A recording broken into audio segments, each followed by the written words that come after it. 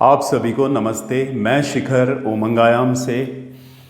आज की बहुत सारी समस्याओं में से एक समस्या है लाइफस्टाइल डिसऑर्डर, जो है ओबेसिटी, मोटापा या वज़न का बढ़ा हुआ होना। और इसको लेके बहुत सारे सॉल्यूशंस हैं मार्केट में, यानी कि सोशल मीडिया जिसको मैं मार्केट बोल रहा हूँ, या फिर अगर आप जब बाहर निकलते हैं तो बहुत सारी एडवर्टिजमेंट आपको दिखाई देती है कि वो प्रॉमिस करते हैं आपको कि आपका वज़न कम कर दिया जाएगा इतने दिनों में, और ये सप्लीमेंटेशन लेके आप अपने वज़न को कम कर सकते हैं। तो वज़न कम करने की बहुत सारी थेरीज़ हैं जो सक्सेसफुल नहीं हैं, ये सब हम जानते हैं। बहुत कम डेटा है हमारे पास जो सफल हुई दिखती है। जिस तरीके की मार्केट की अपनी पॉलिसीज़ है वज़न को लेके, या उनकी जो समझ है कि बॉडी का जो ओवरवेट है उसके रीज़न क्या है, कॉजेज़ क्या है, कारण क्या हैं, और उनको किन तरीक़ों से दूर किया जा सकता है। तो दो तरीके हैं, एक्सप्रेस करना या फिर सप्रेस करना। तो सप्रेस करने में क्या क्या आता है कि आपको हार्डकोर एक्सरसाइज, आपका दिल नहीं कर रहा है मजबूरी में, आउट ऑफ फियर, बैकग्राउंड में आपका कॉन्टेक्स्ट है भय या फिर गिल्ट, जिसको लेके आप एक्सेप्ट नहीं कर पा रहे हैं अपने शरीर को या अपनी रियलिटी को, तो आप सप्रेस करने की जो पॉलिसीज़ हैं, जो सिस्टम है, उसको अडॉप्ट कर लेते हैं, जिसमें हार्डकोर एक्टिविटीज़ हैं, एक्सरसाइजेज हैं जो बहुत थकाऊ होते हैं, और स्ट्रिक्ट डाइटिंग है, आपको खाने पर बहुत सारी पाबंदी लगा दी जाती है। तो ये है सप्रेस्ड अप्रोच, जिसमें रिजल्ट दिखता हुआ महसूस होता है। मैं ऐसा क्यों बोल रहा हूँ दिखता हुआ महसूस होता है, क्योंकि हम सबका अनुभव है कि जैसे ही आप ऐसी रिग्रेस रूटीन को तोड़ते हैं या फिर छोड़ते हैं, तो फिर आपका जो प्रीवियस वजन था, बॉडी का आकार था या शेप था, वो बाउंस बैक कर जाता है। तो ये बहुत बड़ा एक धक्का लगता है हम सबको कि ये क्या हो गया, क्योंकि रिग्रेस रूटीन को लगातार जारी रखना, असहज रूटीन को लगातार जारी रखना हर एक की वश की बात नहीं होती है। तो ये हो गया सप्रेस्ड प्रिंसिपल की दबाना, यानी जो नेचुरल इंस्टिंक्ट है हमारी, जो सहज स्वभाव है, उसके खिलाफ असहज रूटीन को एडॉप्ट करना, ये है सप्रेस्ड अप्रोच। और दूसरा है एक्सप्रेस्ड। तो एक्सप्रेस्ड में क्या हो सकता है ये जानना बहुत ज़रूरी है कि आप डिलाइटफुली अपनी लाइफ को जिएं, बहुत ही सहज ढंग से, जो ज़रूरी है हमारे लिए। जितनी भी चीज़ें ज़रूरी हैं हमारे शारीरिक स्वास्थ्य के लिए, मानसिक स्वास्थ्य के लिए, और हमारे इमोशनल यानी भावनात्मक स्वास्थ्य के लिए, उन चीज़ों को अगर हम एडॉप्ट कर लें हमारी लाइफ में, अपनी ज़िंदगी में, तो इस एक्सप्रेस्ड वे में हम अपने शरीर को स्वस्थ रख सकते हैं। आज का कॉन्टेक्स्ट है मोटापा, तो हम ज़्यादा से ज़्यादा कोशिश करेंगे मोटापे को, ओबेसिटी को या ओवरवेट को इसमें कंक्लूड करें। एक बात बतानी बहुत ज़रूरी है, याद रखें, ध्यान सबसे बड़ा उपाय है। मेडिटेटिवनेस सबसे अच्छा सॉल्यूशन है हमारी ज़िंदगी का। तो ये प्रैक्टिकली कैसे इफ़ेक्ट करता है, कैसे इफ़ेक्टिव होता है हमारी ज़िंदगी के लिए, उसको हम समझेंगे। तो ध्यान एक, मैंने जैसे बोला कि सबसे बेहतरीन उपाय है। तो इससे होता क्या है, सबसे पहले हमने लास्ट वीडियो में समझा था ध्यान क्या है। फिर से मैं दोहरा दूं, ध्यान है सेल्फ अवेयरनेस। तो इसमें से जो टर्म है सेल्फ, ज़्यादातर हम लोगों को लगेगा कि जैसे मैं बोलूं अपने लिए सेल्फ, तो सेल्फ का मतलब मुझे एकदम से लगेगा कि मेरा नाम शिखर है और ये मेरी अपनी आइडेंटिटी को मैं रिलेट करूंगा, यानी मेरा। जबकि सेल्फ कुछ और ही है, जो ऑथेंटिक सेल्फ है उसका रिलेशन कुछ और डायमेंशन के साथ में है, जिसको अगली बारी कभी ऐसा मौका मिला तो मैं डिस्कस करने की कोशिश करूंगा। फिलहाल मैं अपनी आइडेंटिटी को ही सेल्फ मान लेता हूं। तो अपने ऊपर होश को बढ़ा देना, सेल्फ अवेयरनेस, इसको आज हम प्राइमरी लेवल के लिए यानी बिगिनर्स के लिए आज हम इतना ही समझेंगे कि ध्यान का मतलब सेल्फ अवेयरनेस, अपने ऊपर होश को ले आना। तो जब भी आप सेल्फ अवेयरनेस में अपनी ज़िंदगी जीते हैं, तो सेल्फ अवेयरनेस में ज़िंदगी जीने का मतलब क्या होता है कि आप बाहर खोए हुए नहीं है, विचारों में खोए हुए नहीं है, किसी दूसरे के ख्याल में खोए हुए नहीं, आप अपने ख्याल में हैं, खुद का ख्याल है आपके भीतर, खुद को लेके रिमेम्बरेंस है, खुद को लेके मेमोरी नहीं, रिमेम्बरेंस है, आप उस याद में जी रहे हैं खुद की। तो जब आप ऐसे जीते हैं तो होता क्या है, ये बहुत इंपॉर्टेंट है कि आपका शरीर जब भी किसी डिसऑर्डर के फेज से गुजर रहा होता है, क्योंकि अचानक से कोई बीमारी नहीं आती, हर चीज़ का अपना एक वक्त होता है, तो जो भी चेंजेस आ रहे होते हैं आप सेल्फ अवेयरनेस में होने की वजह से उन चीज़ों को स्कैन कर पाते हैं। ये बहुत इंपॉर्टेंट चीज़ है। हमें ज़्यादातर तब पता चलता है हमारे साथ में कुछ डिसऑर्डर हो गया है जब वो आखिरी स्टेज में हो जाता है। इनिशियल स्टेजेस में जब वो बहुत छोटे रूप में एक अपना रूप ले रहा होता है तब हमें कभी नहीं पता चलता, क्योंकि हम हमेशा एब्सेंट रहते हैं। हमारी जो प्रेजेंस होती है वो बाहर होती है, या बीते हुए अतीत में होती है, या आने वाले भविष्य में होती है। तो हम खुद के भीतर एब्सेंट होते हैं। इस एब्सेंट अप्रोच की वजह से हमारे भीतर क्या चल रहा है वो बारीक सिग्नल्स को हम कभी पकड़ नहीं पाते, और बहुत लेट हो जाता है कि हमारा जो शरीर है वो आखिरी स्टेज को जूझ रहा होता है जब तक हमें पता चलता है। तो बॉडी को आप स्कैन कर पाते हैं सेल्फ अवेयरनेस की वजह से। और दूसरा है जो छोटे छोटे फ्रिक्शंस हो रहे हैं हमारे भीतर, उत्तेजनाएं बन रही हैं, तनाव बन रहे हैं, उसके प्रति आप जागरूक होते हैं और जानते हैं, समझते हैं, और उसको मैनेज करने की आपके भीतर काबिलियत का जन्म होता है। ये है समझ, विजडम, अंडरस्टैंडिंग। ये बहुत इंपॉर्टेंट है। तो ये बहुत फ़ायदा होता है। और तीसरा फ़ायदा है जब भी आप होश में होते हैं, ध्यानपूर्ण अवस्था में होते हैं, तो आपका पैरासिम्पैथेटिक नर्वस सिस्टम एक्टिव होता है। तो पैरासिम्पैथेटिक नर्वस सिस्टम एक रेस्ट एंड डाइजेस्ट मोड या रिसोर्सफुल स्टेट है आपकी। एक ऐसी स्टेट जहां आपके सारे के सारे वाइटल फंक्शंस बहुत ही एप्रोप्रिएटली, बहुत ही सिंक्रोनाइज्ड वे में, बहुत ही बेहतरीन ढंग से, संतुलित वे में काम करते हैं, फंक्शन करते हैं। इसके उलट जब भी आप बेहोश होते हैं, तो जब भी आप एब्सेंट होते हैं, ओवर थिंकिंग में होते हैं, तो चांसेस ज़्यादा हैं कि हमारे जो थिंकिंग पैटर्न्स होते हैं वो एंग्जाइटी के होते हैं, फियरफुल होते हैं, इनसिक्योरिटीज़ के होते हैं, या एंगर के होते हैं, हेटर्ड के होते हैं। कुल मिलाकर उत्तेजना पैदा करने वाले हमारे विचार होते हैं।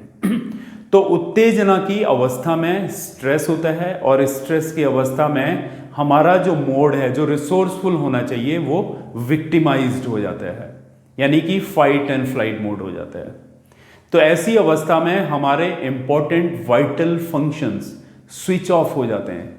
और जब भी आप स्विच ऑफ की कंडीशन में कोई भी एक्टिविटी करते हैं, जैसे भोजन लेना, तो वो भोजन सही से एब्जॉर्ब नहीं होगा, उससे पहले वो डाइजेस्ट नहीं होगा, उससे पहले वो शरीर को एक्सेप्ट नहीं कर पाएगा। तो ये सारी प्रॉब्लम्स आती हैं जब भी आप नॉन रिसोर्सफुल स्टेट में होते हैं। तो ध्यान आपको रिसोर्सफुल स्टेट में लाता है, तो ऑटोमेटिकली आपके शरीर का डाइजेशन रेट बढ़ जाता है, एब्जॉर्प्शन रेट बढ़ जाता है, और मेटाबॉलिक रेट बढ़ जाता है अपने आप ही। ये आप प्रैक्टिस करके इसको आप समझेंगे। खुद के अनुभव पर आधारित जब आप कोई निर्णय लेते हैं, वही ऑथेंटिक और साइंटिफिक निर्णय होता है। साइंटिफिक ना कहें, इसको वैज्ञानिक कहें। तो वैज्ञानिक आधार क्या है, वैज्ञानिकता के आधार पर जो निर्धारित सोच है वो क्या है, ये थोड़ा समझेंगे। तो इसमें एक शब्द आता है विज्ञान। साइंस इतना रिलेटेड और प्रैक्टिकल शब्द नहीं लगता जितना विज्ञान लगता है। वि मीन्स होता है भीतर, ज्ञान मीन्स होता है जानकारी, अंडरस्टैंडिंग, विजडम। जब आप अपने भीतर किसी चीज़ को अनुभव करते हैं, वो आपके लिए विज्ञान बन जाता है। तो वैज्ञानिक आधार पर आधारित अपने निर्णय लें, तो उसके लिए आपको प्रैक्टिकली उन चीज़ों से गुजरना होगा, तो आप निर्णय लेने के काबिल होते हैं। तो रिसोर्सफुल मोड में आकर जब भी आप अपनी एक्टिविटीज़ करते हैं, जिनमें से है भोजन लेना, जिनमें से दूसरे दिन भर के क्रियाकलाप हैं, अगर आप अवेयरनेस की स्थिति में ऐसा सब करते हैं, तो यकीन मानिए आपका मेटाबॉलिज्म हाईएस्ट होता है, आपका डाइजेशन, एब्जॉर्प्शन हाईएस्ट होता है। तो शरीर में कुछ भी टॉक्सिसिटी को डिपॉजिट होने का, जिनको हम जंक सेल्स बोलते हैं, यानी ऐसी कोशिकाएं जिनकी शरीर को ज़रूरत नहीं है, वो शरीर में डिपॉजिट होने का कोई मतलब नहीं होता। तो मोटापे का एक ही रीज़न नहीं है कि हमारे बॉडी में फैट आ गया, बहुत सारे दूसरे रीज़न हैं, जिसमें से एक है इन्फ्लेमेटरी इशू, शरीर में सूजन आ गई। तो सूजन क्यों आती है? सूजन इसीलिए आती है, हम एब्सेंट हैं, हमारा resourceful mode non resourceful mode में है। तो ऐसी अवस्थाओं में किया गया भोजन या शरीर के अंदर जो सेलुलर फंक्शंस हैं, एक्टिविटीज़ हैं, उसके बाद में जो भी बाय प्रोडक्ट निकलता है एज अ टॉक्सिक सब्सटेंस, जिनको शरीर ने बाहर निकाल देना था लिम्फेटिक सिस्टम के जरिए, वो नहीं हो पाता, वो भीतर ही सर्कुलेट होता रहता है शरीर में और कुछ एरियाज़ में डिपॉजिट हो जाता है। और जिस एरियाज़ में ये डिपॉजिट होता है उसके अगल बगल के सेल्स में सूजन आ जाती है, इन्फ्लेमेशन आ जाता है। वो भी शरीर का अपना सेल्फ डिफेंसिंग, सेल्फ सर्वाइवल एक ऑपरेशन है। बहुत ही इंटेलिजेंट बॉडी है हमारी, वो जानबूझ के ये सब करती है। एक लंबा टॉपिक हो जाएगा, इसको बाद में कवर करेंगे। इतना समझिए कि बॉडी में अगर टॉक्सिसिटी है, अगर ये फ्लश आउट नहीं हो रहे हैं टॉक्सिक सब्सटेंसेस, तो शरीर में वो इकट्ठे हो जाते हैं और उसके अगल बगल के सेल्स में सूजन आ जाती है, तो आपका शरीर साइज में बड़ा दिखने लगता है। तो इन्फ्लेमेशन एक रीज़न है। इसमें अगर आपने डाइटिंग कर दी, इसमें अगर आपने बहुत हार्डकोर एक्सरसाइजेस कर दी, तो क्या आपको लगता है ऐसा करने से आपकी सूजन जा सकती है? बहुत मुश्किल है। तो आपको रिसोर्सफुल मोड में आना सीखना होगा और उसके लिए ध्यान। देखिए, जिस सदी में हम एंटर कर रहे हैं ना, जिस एरा में हम आ रहे हैं, यहाँ ध्यान सबसे इंपॉर्टेंट हो जाने वाला है, याद रखिए इसको। बाहरी tools, physical tools, objective dimension से इतनी मदद नहीं मिलेगी। बहुत उपाय हो चुके हैं इसको लेकर, ऑब्जेक्टिव डायमेंशंस पर बहुत सारे रिसर्च हो चुकी है, बहुत सारे एप्लीकेशंस हो चुके हैं, बहुत कम रिजल्ट्स हैं। ध्यान एब्सोल्यूट सॉल्यूशन है, इसका हमेशा ख्याल रखें। लेकिन वो कैसे किया जाता है, ये किस तरीके से किया जाता है, वो मैंने अभी आपसे डिस्कस किया, या मैं आने वाले दिनों में आपसे लगातार डिस्कस करता रहूँगा कि कैसे हमारी ज़िंदगी पर्पसफुल हो और फ्रूटफुल हो, संतुलित जीवन हो। ये हम सबका लक्ष्य होना चाहिए। इसको लेके मैं बहुत कमिटेड हूँ। मैं चाहता हूँ कि मैं उन सब चीज़ों को शेयर कर दूँ जिन अनुभवों से मैं गुजरा हूँ, या हज़ारों लोगों को मैं हेल्प कर पाया हूँ इस जर्नी में। तो ध्यान बहुत इंपॉर्टेंट है। ध्यान से रिसोर्सफुल ऑपरेशंस होते हैं, जिससे आपका ओवरऑल जो फंक्शन है बॉडी का, वो ऑप्टिमाइज्ड लेवल में होता है। और जब भी ऑप्टिमाइज्ड लेवल पे बॉडी फंक्शन करती है, आपका माइंड फंक्शन करता है, आपके इमोशंस फंक्शन करते हैं, तो क्या आपको लगता है कोई तकलीफ होनी चाहिए अंदर, कोई डिसऑर्डर आना चाहिए अंदर, कुछ भी ऐसी चीज़ होनी चाहिए आपके शरीर के भीतर जो आपके लिए सही नहीं है? शरीर कभी नहीं चाहता बीमार रखना, हमें हमेशा कोशिश कर रहा है। वो सारे एंटीऑक्सीडेंट बॉडी बनाता है। हमारा शरीर प्रोटीन मेकिंग फैक्ट्री है, इसका याद रखें, ये बहुत इंपॉर्टेंट है। 1,40,000 तरीके के प्रोटीन्स हमारे बॉडी में बनते हैं। इसी में इम्बैलेंस होने की वजह से हमारे शरीर में डीजनरेटिव इश्यूज आते हैं, तोड़फोड़ होनी शुरू हो जाती है, घाव होने शुरू हो जाते हैं, और वही एक बीमारी का रूप लेते हैं। तो ये प्रोटीन क्यों नहीं बना पा रहा? क्योंकि मैंने बोला था कि ना, नॉन रिसोर्सफुल स्टेट में वाइटल फंक्शंस स्विच ऑफ हो जाते हैं, तो उनमें से एक ये भी है। तो शरीर में कुछ भी डैमेज हो रहा हो और आप ध्यानपूर्ण अवस्था में रहते हो, सेल्फ अवेयरनेस में रहते हो, तो आप जानते हैं कि क्या हो रहा है भीतर। तो जैसे ही आपका ध्यान उस जगह पर जाता है, याद रखें, जब भी आपका ध्यान उस जगह पर जाता है, वो मैग्नीफाई हो जाता है और आपका पूरा शरीर का जो मैकेनिज्म है, जो रिपेयर करने के लिए रिस्पॉन्सिबल है, जो हील करने के लिए रिस्पॉन्सिबल है, वो फोकस्ड हो जाता है उस जगह पर, और उससे रिलेटेड इन्फॉर्मेशन आपके ब्रेन में जाती है कि वहाँ पर क्या प्रॉब्लम है और उस प्रॉब्लम को सॉल्व करने के लिए किस तरीके के सब्सटेंसेस का निर्माण किया जाए। ये आपका बॉडी डिसाइड करता है और वो एज अ प्रोटीन उसका निर्माण होता है और उसको ट्रांसपोर्ट किया जाता है और उस जगह की रिपेयरिंग हो जाती है अपने आप ही। ये सब जब आप अनुभव से गुजरेंगे तो आप समझेंगे कि जो मैं बोल रहा हूँ ये कितना सिग्निफिकेंट है, ये कितना साइंटिफिक है। तो ध्यान अल्टीमेट एंड एब्सोल्यूट सॉल्यूशन है, और इस अवस्था में आप जो भी करें फिर as a tool, physical tools की भी ज़रूरत होती है, हम डिनाई नहीं कर सकते, क्योंकि शरीर के लेवल में भी बहुत सारे दर्द हैं और हमारे बहुत सारे बिलीव्स ऐसे हैं कि इन टूल्स के उपाय से हमें रिजल्ट्स आते हैं। तो उसके साथ में आपको होशपूर्ण रहना सीख लेना है। ये सबसे इम्पोर्टेंट आपके लिए एक ट्रिगर है, अवेयरनेस, ध्यानपूर्ण स्थिति। तो आपके वो टूल्स भी आपके लिए बहुत अच्छे सहयोगी हो जाते हैं। तो इसका ध्यान रखना है। तो मोटापा को दूर करना है तो कॉन्शियस ईटिंग, धीरे धीरे आप खाएं। तो जब भी आप धीरे धीरे खाते हैं तो वो अच्छे से डाइजेस्ट होता है, एब्जॉर्ब होता है, मेटाबोलाइज होता है और डिटॉक्स होता है, जो उसमें से बचा हुआ टॉक्सिक सब्सटेंस है जो ज़रूरी है शरीर के लिए, वो कोशिकाओं में भेजकर एनर्जी में कन्वर्ट हो जाता है। जो ज़रूरी नहीं है शरीर के लिए वो शरीर से बाहर निकाल दिया जाता है। और ये बहुत ही आसान एक प्रोसेस है जो होता है तब जब आप होशपूर्ण अवस्था में होते हैं। तो बॉडी के पास कोई रीज़न नहीं है कि वो इकट्ठा करके जमा करे।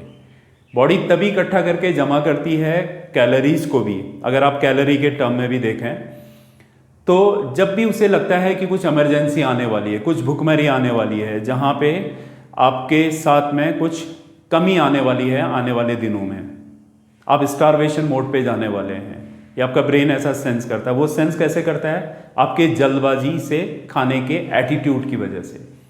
तो आप भगदड़ में, बहुत जल्दबाजी में, एंग्जाइटी में जब खाते हैं तो ब्रेन को सिग्नल जाता है कि कुछ तो गलत है, कुछ तो इमरजेंसी आने वाली है। तो फूड का मैक्सिमम हिस्सा वो स्टोर कर देता है, रिजर्व कर देता है। तो शरीर में वो as a junk, as a stored food इकट्ठा हो जाता है जो शरीर के आकार को बड़ा कर देता है। तो ये सारे के सारे जितने भी इश्यूज हैं, चाहे वो इन्फ्लेमेटरी इशू हो, चाहे वो मेटाबॉलिक इशू हो, चाहे वो ओवर कैलोरी इनटेक की वजह से होने वाला मोटापा है, ये सारे के सारे डायमेंशंस को अगर आप समझते हैं कि ये ध्यान से दूर होता है तो आप इसका अभ्यास करें, इसको प्रैक्टिस करें। 1 महीने का कम से कम 21 डेज या 3 वीक्स की प्रैक्टिस करें, उसके बाद आप इसका रिजल्ट देखें तो आप देखेंगे डायनामिक रिजल्ट्स आते हैं आपकी ज़िंदगी में। और कुछ ऑब्वियसली शरीर को एक्टिवेशंस के लिए, जैसे मसल मास को अच्छा रखना है तो शरीर के तल की कुछ एक्सरसाइजेज, बट सम्यक एक्सरसाइजेज जो सहज हैं, जो आपको एक संतुलन देते हैं। शरीर की एक्टिविटीज़ भी बहुत ज़रूरी हैं, तभी आप इसको रिफाइन कर पाते हैं। तो कुछ एक्सरसाइजेज इस तरीके से डिज़ाइंड हो जो बॉडी वेट पर आधारित हो या जिम पर भी आधारित हो सकती हैं, वो आपको समझना होगा डिटेल में कि कोई भी चीज़ असहज ना हो, सहज हो। और शरीर को अच्छे भोजन की भी ज़रूरत है जो एग्रावेटिंग फूड ना हो, जो जिसमें ग्लूकोज की ओवरडोजिंग ना हो, जैसे कार्बोहाइड्रेट्स बहुत ज़्यादा ना हो जिनकी शरीर को इतनी ज़रूरत ही नहीं है, बहुत ज़्यादा प्रोसेस्ड, रिफाइंड, एक्सट्रैक्शन किया हुआ फूड, ये सब भी ना हो जिसको शरीर आइडेंटिफाई ही ना कर पाए। ऐसा भोजन लें जिसको आपका शरीर जानता हो। तो शरीर किसको जानता है? जो नेचुरल होता है, फार्म टू टेबल। तो ऐसा भोजन जब आप करते हैं इस तरीके का कि जिसमें कोई भी मैनिपुलेशन नहीं हुआ, यानी कॉरपोरेशंस का मैनिपुलेशन के बाद में रिफाइंड, प्रोसेस और ये सब होके जब आपके पास मील आता है तो वो नेचुरल स्टेट खो देता है। तो ये एक बहुत बड़ा इशू है, उसको हमारा शरीर आइडेंटिफाई नहीं कर पाता। तो आइडेंटिफाइड होना चाहिए, जान पहचान होनी चाहिए, आपके इंटरनल सिस्टम को पता चलना चाहिए कि जो भोजन आपने लिया है वो आपके शरीर के लिए बना हुआ है। तो ये इसका ध्यान रखें भोजन के तल पे। और मन के तल पर आपका मन स्थिर हो, सेल्फ अवेयरनेस में हो, होशपूर्ण हो और ध्यानपूर्ण हो।